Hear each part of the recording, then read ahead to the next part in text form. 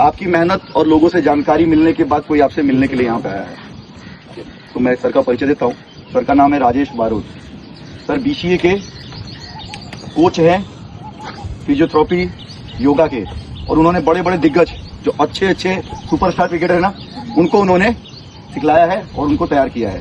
तो big hand for Rajesh.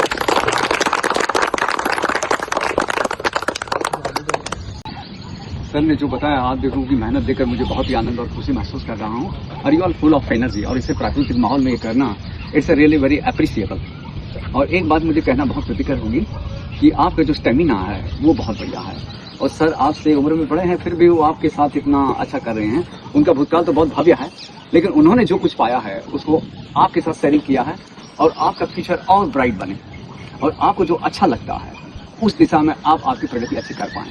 तो इनके लिए इनका सहयोग बहुत ही अप्रिशिएबल है। और मैं तो ये बात कहना चाहूँगा कि जैसे ही आप ये पूरा सेशन आपको कंप्लीट हो जाता है, तो फिर लास्ट में आता है रिलैक्सेशन।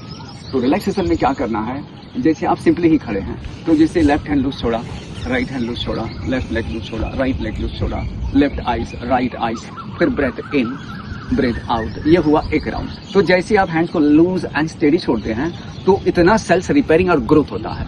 जैसे आप दौड़ते हैं, भागते हैं, उसके दरमियान जो कुछ अंदर टूट फाट हुआ है, तो उसकी मरम्मत हो जाती है, और रिपेयरिंग और ग्रोथ बहुत अच्छा होता है। लेकिन उसको बहुत ज़्यादा नहीं, 2-3 मिनट करना है ऐसे। जैसे आप उसमें लेटने की भी ज़रूरत नहीं है। जैसे आप ऐसे खड़े हैं सिंपली, तो खड़े खड़े ही left hand loose, right hand loose, left eyes loose, right eyes loose, breathe in, breathe out. तो जैसे आप रिलैक्स एंड स्टेडी छोड़ते हैं, तो शरीर अपना जो रिपेयरिंग और ग्रोथ का काम है वो स्टार्ट कर देता है। और आपको जैसे थकान लगता है, तो आप सीधा ब्रेथ पर ध्यान दीजिए, थॉट पर। जैसे सर की एक बात बहुत अच्छी लगी मुझे, वो कहते हैं इस पर मत ध्यान दो, इस पर ध्यान दो, हृदय पर ध्यान दो। अगर आप बहुत मस्तिष्क पर ध्यान दोगे ना, तो आप भूतकाल की स्मृति में चले जाओगे या भविष्य के आयोजन में चले जाओगे, और वर्तमान आपसे छूट जाएगा। अगर आप यहीं पर रहेंगे ना, तो वर्तमान में रहेंगे। मतलब no future, no past, just now and here, no yesterday, no tomorrow, just now and here, है ना। तो वो चीजें हमें इस तरह, मतलब वर्तमान में अगर आप रहते हैं, तो आपके क्षेत्र में आप बहुत अच्छी प्रगति कर सकते हैं। मेरा कहने का आशा यह है। तो जैसे ही सेशन, और आप जब दौड़ते हैं या थक जाते हैं, तो आप ध्यान एक्सेलेशन पर दीजिए, छोड़ने पर दीजिए, लेने पर नहीं। क्योंकि जितना आप ज्यादा छोड़ते हैं ना, तो उतना कार्बन डाइऑक्साइड बाहर निकल जाता है, और जितना बाहर निकल जाता है तो उतनी जगह खाली होती है, और जितनी जगह खाली हो जाती है उतना नया ऑक्सीजन बॉडी अपने आप ही करता है। आपको कुछ नहीं करना, आपको खाली किस पर फोकस करना है, हाँ, एक्सेलेशन ऊपर फोकस करना, इनहालेशन ऊपर नहीं। आपके जो लंग्स है उसमें 6000 छिद्र हैं, और हाल में 2500-3000 हजार काम करते हैं। जब आप इतना दौड़ते हैं, इसका मतलब ये हुआ कि आपके छिद्र खुल रहे हैं डे बाय डे। अगर रोजाना ऐसा करते हैं, अगर 2-2.5 हजार छिद्र में इतना आप कर लेते हैं, तो 6000 खुल जाए तो क्या हो जाए। और वो रनिंग से ज्यादा खुलते हैं, क्योंकि जैसे आप सांस लेते हैं, छोड़ते हैं, तो लंग्स का जो कंट्रैक्शन एक्सपेंशन वो पावरफुल होता है। तो उसका जो संकोचन प्रसन ये बहुत पावरफुल होना चाहिए। और आपकी जितनी भी नेगेटिव एनर्जी है वो कैथारसिस हो जाती है, और आप बहुत पीसफुल हो जाते हैं। और जितना भी यूथ है, यंग है, वो ये सब करता है, तो ज्यादा एंगर नहीं होगा। एंगर मतलब किसी भी सिचुएशन को पीस ऑफ माइंड उसको टेकल करेगा, उसको हैंडल करेगा, एकदम एग्रेसिव नहीं हो जाएगा, आक्रामक नहीं हो जाएगा, और उस सिचुएशन को देख ना सके इतना ब्लाइंड नहीं हो जाएगा। क्यों कि आपने पूरी एनर्जी को क्या किया है, कैथारसिस किया है। तो कोई भी सिचुएशन अगर क्रिएट होता है, तो उस सिचुएशन का आप स्टडी अच्छा कर सकते हो, और उसको आप जस्टिफाई अच्छा कर सकते हो। एकदम से तत्काल अंधाधुंध निर्णय नहीं ले लेते हो, मतलब पूरे सिचुएशन का स्टडी करते हो, उसको समझते हो, फिर बोलते हो कि इसको क्या जस्टिफाई करना चाहिए। तो इसको कहते हैं कि आपने सिचुएशन को बहुत ही अच्छा with the peace of mind tackle किया। ऐसे नहीं तो क्या होगा कि आपका शरीर यहाँ होगा और मन दूसरे कहीं होगा, तो दोनों के बीच संघर्ष होता है, और संघर्ष होने के कारण कहीं सेल्स टूट जाते हैं, तो इसके कारण हमें थकान होती है। बाकी इतने फुल ऑफ यंग है, इतने एनर्जेटिक है, आपको थकान नहीं होनी चाहिए। थकान का कारण है हमारा माइंड और बॉडी के बीच क्या हो जाता है, डिवीजन हो जाता है। बाकी आपका जो मैंने अभी वर्कआउट देखा, मुझे रियली बहुत खुशी हुआ और बहुत अच्छा लगा ऐसा। और रियली जितने भी यंग है, यूथ है देश के, उनको इस तरह का वर्कआउट होना चाहिए, जिससे वो इतने पीसफुल भी हो जाते हैं, इतने एनर्जेटिक भी हो जाते हैं।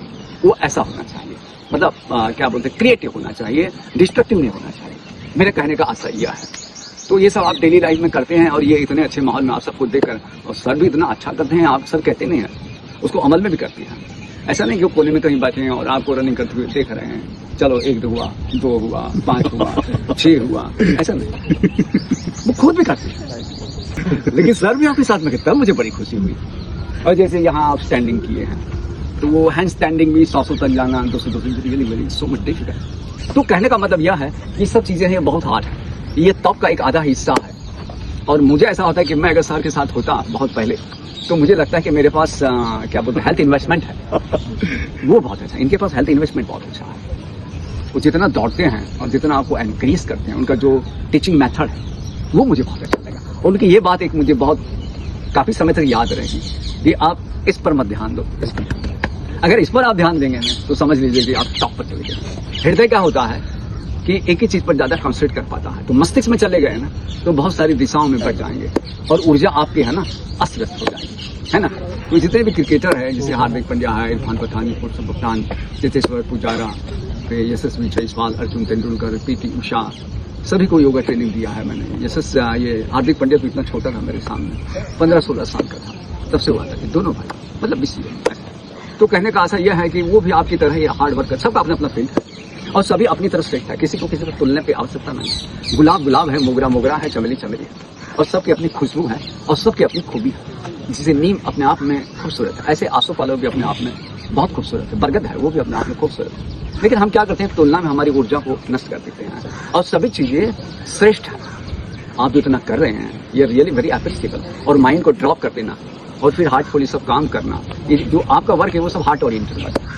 इसमें आप लॉजिक करेंगे तो नहीं जा पाओगे ज़्यादा, है ना। इसलिए सर का ये सूत्र मुझे बहुत अच्छा लगा कि इसको आप छोड़ दो और इससे काम करना शुरू कर दो तो आप सक्सेस हो जाएंगे। तो आप सभी ने मुझे बहुत प्रेम और ध्यान से सुना और सर ने भी मुझे आप लोगों के साथ मुलाकात करा के आपका जो खूबियाँ हैं उससे मुझे परिचित किया है। और मैं आप सभी के लिए ये सद्भावना और शुभभावना रखता हूँ कि आप जो भी फील्ड आपको अच्छा लगता है उस फील्ड में आप जाएं, तरक्की बहुत अच्छा करें, प्रगति करें और देश के लिए कुछ ऐसा माहौल बनाइए कि आप खुद को भी ऐसा सुकून मिले, ऐसा सुकून मिले कि नहीं मैंने कुछ अच्छा किया। आपका जो गोल है वो देश के प्रति आप कुछ करना चाहते हैं, वो अच्छी बात है, लेकिन अंदर से आना चाहिए, ये सबसे महत्वपूर्ण। तो आपको उसका बहुत सुकून मिलता है।